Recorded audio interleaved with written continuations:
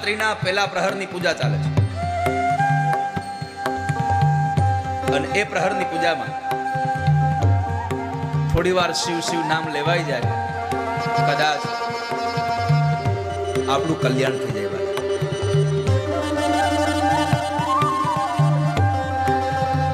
ભગવાન શંકર અને આમની દેવની વચ્ચે યુદ્ધ થાય છે. સૌથી પહેલી વેલી પોતાની તલવારનો ઘા કર્યો છે, પણ જેવી તલવાર ઘા કરી અને ભગવાને પોતાના હાથમાં રહેલું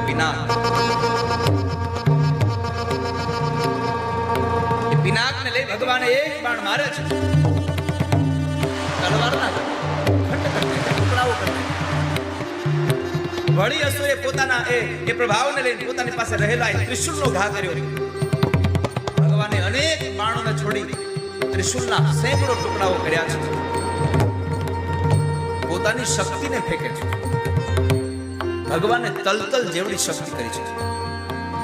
આ બાજુ એવું પ્રચંડ યુદ્ધ ચાલે દેવની વચ્ચે. એક બાજુ આ ધરતી પર ઋષિમુનિઓ, બ્રાહ્મણો, પેલો રાજા ભગવાન મહાદેવજીના ભક્તો ભગવાનની સ્તુતિ વંદના કરે, અને એક બાજુ આકાશમાં સ્વર્ગના દેવતાઓ પુષ્પના ટોપલાઓ ભરી ભરી અને ભગવાન મહાદેવની પ્રાર્થના કરે છે. શિવ શિવ શિવ શિવ શિવ શિવ શિવ શિવ શિવ શિવ શિવ શિવ શિવ શિવ કટા કટા સંભ્રમ ભ્રમણિ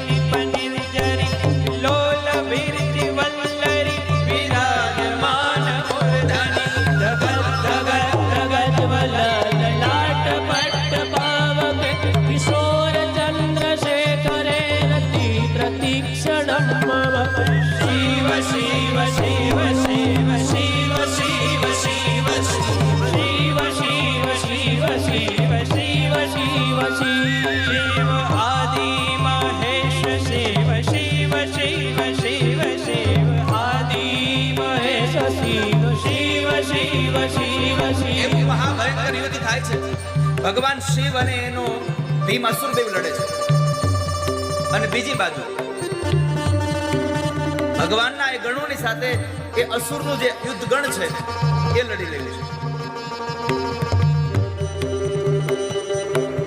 ત્રિશુલ, પટીશ, પોતાની એ શક્તિઓને, પોતાની તલવારોને ભગવાને એક એક શસ્ત્રોના ઘાથી ટુકડા કર્યા છે. પછી ભગવાન મહાદેવજીના ભ્રુકુટીનો વર્ણ બદલાય.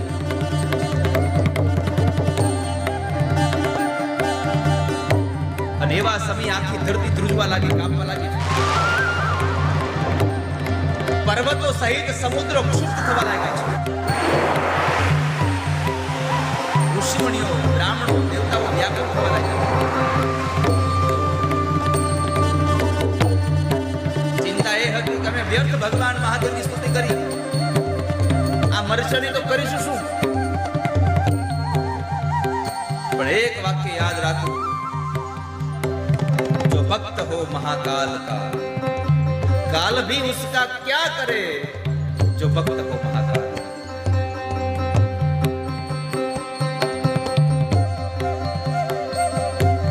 એવા ભગવાન મહાદેવજીની સ્તુતિ થઈ રહી.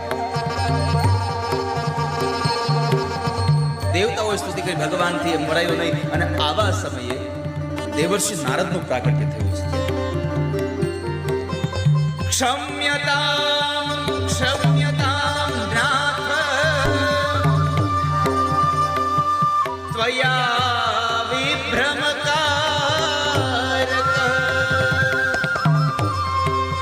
તૃણે કશ્ચ કુઠારો વૈ અન્યતામ શીઘ્રમેવ હિ.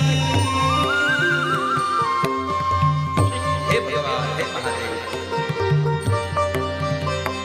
આપણે પ્રાર્થના કરું છું,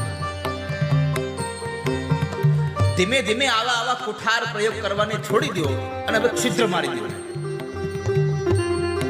હન્યતા શીઘ્રમેવ ચ, તમે તુરંત મારો હવે. દેવર્ષિ નારદે કરેલી ભગવાનની સ્તુતિ અને પ્રાર્થનાને ભગવાને સાંભળી અને ભગવાને હુંકાર નામનું અસ્ત્ર લીધું હાથમાં. અને એ જ સમય ભગવાન પર્વતને ફેંક્યું. ફેંકતાની સાથે જ જે મહાબલવાન એવો અસુર ભીમ હતો, ભગવાને ભીમને માળને ભસ્મ કર્યો. આકાશમાંથી દેવતાઓ પુષ્પને રહ્યા છે. ભગવાન મહાદેવનું થઈ ગયું ઘોર કાળ થયો છે. બોલીએ મહાદેવ.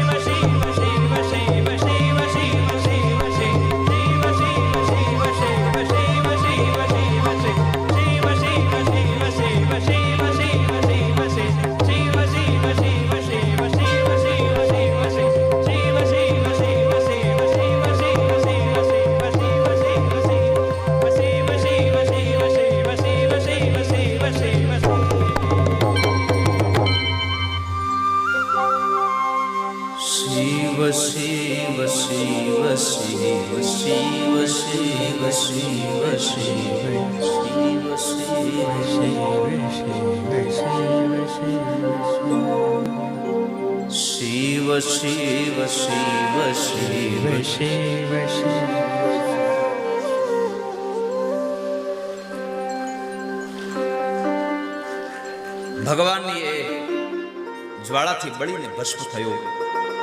એ જ્વાળાથી લાગેલી જંગલમાં આગ એક જંગલને છોડી બીજા જંગલમાં જાય. જેટલા પણ અસુરો હતા બધાને બાળીને ભગવાનની એ આગથી ભસ્મ કર્યા છે.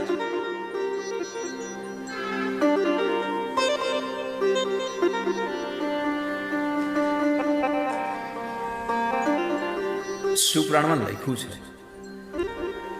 કે જેટલા જેટલા અસુરો મર્યા એ બધાની ભસ્મ થઈ ગઈ અને એ ભસ્મમાંથી ઔષધિઓ નિર્માણ પામે છે કે જેનાથી લોકોને સારું થાય. ઔષધિઓ બની છે. ભૂત પ્રેત પિશાચ ડાકીની શાકીની બધા જ દૂર જતા રહ્યા છે. જગતનું એક પણ કાર્ય એવું નથી જે ઔષધિઓથી દૂર ન થતું હોય. અહીંયા સ્વયં શિવ પુરાણ કહે છે તન્ન કાર્યમ ચયચ્ચૈવ તતો ન ભવતી દ્વિજા. ઔષધિઓ નિર્માણ પામે છે. શિવ પુરાણ કહે છે કે જ્યારે એ મહાબળવાન અસુર ભીમ બળીને ભસ્મ થયો ને, અનેક અસુરો બળીને ભસ્મ થયા હતા. ભીમની એની ભસ્મ મળતી નહોતી. આ ભીમની છે કોની છે? આ વાક્ય મને તમને કહેવા માંગે છે કે દુનિયામાં ગમે તેમ કરશો અંતે તો ભસ્મ જ થવાનું છે. બાપુ ગમે તે કરશો, જન્મા ત્યારે પણ 1-2 કિલોના હોઈએ છે, 3 કિલોના હોઈએ છે અને મૃત્યુ પામીએ અને આ પંચ મહાભૂતના શરીરને સળગાવી નાખે પછી જે રાખ વધે ને એનું વજન કરો ને તો 2-3 કિલો જ થાય, વધારે કાંઈ ન થાય.